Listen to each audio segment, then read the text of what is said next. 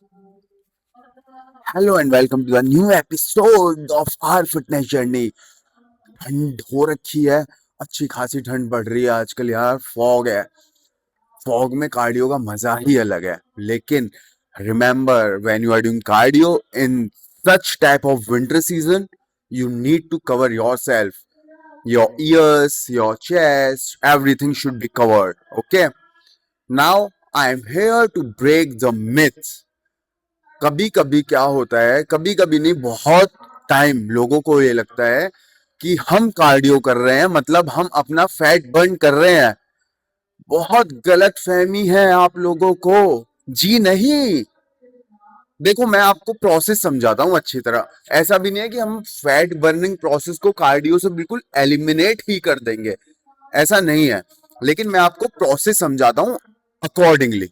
ठीक है, step by step समझते हैं।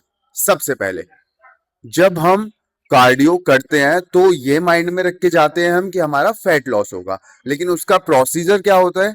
सबसे पहले हमारा जो कार्बोहाइड्रेट है, जो हमारे शरीर में हमने खा रखा है, ठीक है, वो ग्लाइकोजन के रूप में स्टोर होता है हमारी बॉडी में।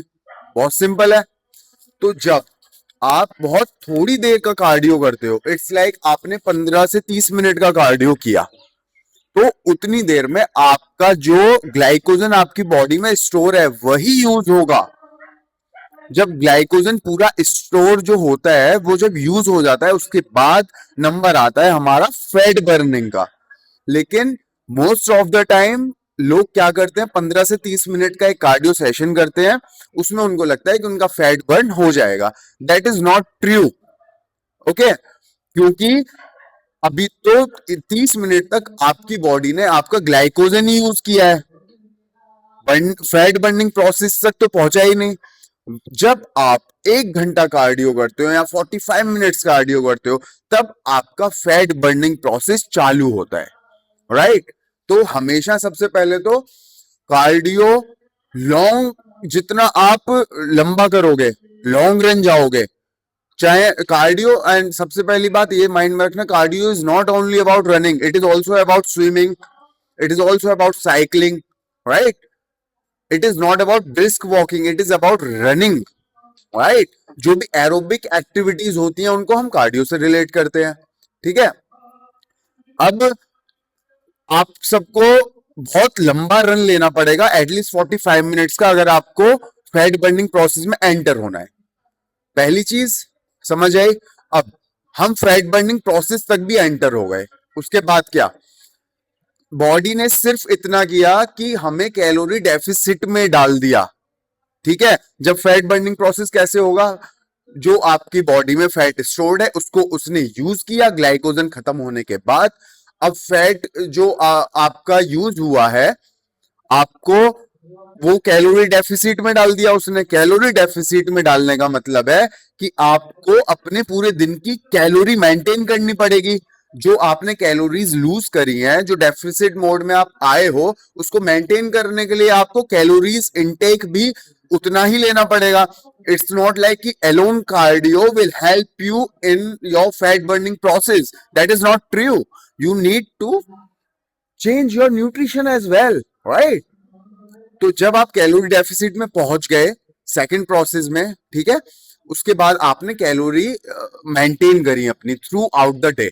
और ये एक दिन की बात नहीं है, आपको कंसिस्टेंट वे में करना पड़ेगा, आपकी लाइफस्टाइल में उतारना पड़ेगा कि आपने जितनी कैलोरी डेफिसिट में रहे उतना फिर आपने कैलोरीज को मेंटेन भी किया, ताकि आप जब नेक्स्ट दिन जाएंगे तो आप फैट बर्निंग प्रोसेस को और बेहतर तरीके से इंप्रूव कर पाएंगे। इट्स नॉट लाइक कि आपने 2 दिन तो मेंटेन की कैलोरीज अपनी, लेकिन फिर सडन तीसरे या चौथे दिन आपने वापस से वो फिल कर लिया, तो ग्लाइकोजन लेवल लेवल और ऊपर हो गया।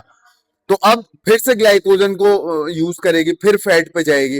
राइट? कि आप अगर अपने टैंक को फुल ही रखोगे तो कार्डियो आपके टैंक को खाली ही करेगा पहले, फिर जाएगा फैट बर्निंग प्रोसेस पे। ठीक है, अब तक क्या समझे हम? पहली चीज हम समझे कि हमें कार्डियो लॉन्ग रन करना है, 45 मिनट्स टू 1 आवर, तब हम फैट बर्निंग प्रोसेस में एंटर करेंगे। उसके बाद भी हमें कैलोरीज मेंटेन रखनी पड़ेंगी अपने दिन की। राइट? ये 2 प्रोसेस हुए। थर्ड, आपको इसके साथ रेजिस्टेंस ट्रेनिंग भी डालनी पड़ेगी, जिसको आम भाषा में हम बोलते हैं वेट ट्रेनिंग। ये तीनों का कॉम्बो आपको चाहिए, cardio plus right nutrition plus resistance training, right. अब रेजिस्टेंस ट्रेनिंग का क्या गोल होता है यार? देखो, जब हम कार्डियो करते हैं ना, जैसे हमने 1 घंटा कार्डियो किया, तो हमारी बॉडी 1 घंटे के लिए ही कैलोरी डेफिसिट में है, 1 घंटे के लिए ही फैट बर्निंग प्रोसेस में हमारी बॉडी है। But when we do resistance training, now here is the catch, when we are doing resistance training, हमारी body throughout the day fat burning process में रहती है। Yes, you heard it right, हमारी body पूरा दिन throughout the day fat burning process में रहती है। लेकिन when you are doing light lifting, तब नहीं रहेगी। जब आप 6 to 8 रैप मैक्स में ट्रेन करोगे, मतलब जब आप हैवी लिफ्ट करोगे। अब हैवी लिफ्ट का मतलब ये मत समझ लेना यार इसका 100 किलो है, मेरा 70 किलो है, तो यार मुझे भी 100 किलो मारना तभी हैवी होगा। नहीं, आपके लिए वो वेट हैवी है जिसको आप प्रॉपर कंट्रोल के साथ 6 to 8 रेपिटेशंस के बीच में ट्रेन कर पा रहे हो, that is a heavy weight for you. तो when you are training between 6 to 8 repetitions in your workouts, then that is the thing where you can achieve your fat burning process throughout the day, right? अब ये 3 चीजें हो गई, 45 minutes to 1 hour of cardio plus good nutrition plus resistance training, heavy lifting between 6 to 8 repetitions, right? जब इन तीनों का combo हम डालते हैं, तब हम फैट बर्निंग प्रोसेस पे आते हैं।